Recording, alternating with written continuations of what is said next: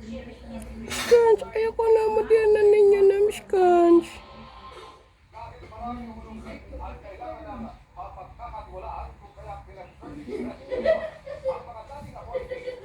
Skans.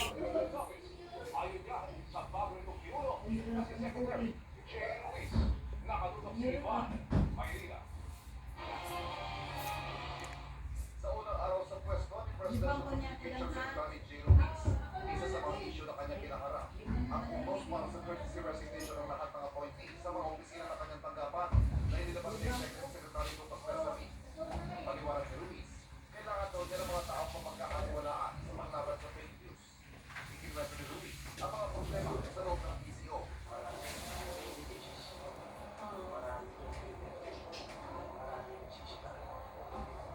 Skans, ayoko na naman ng Skans.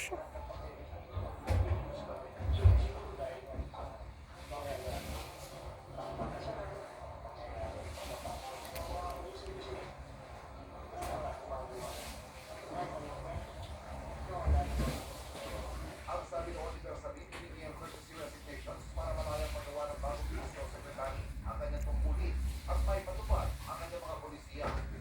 Ang kay Ruiz sa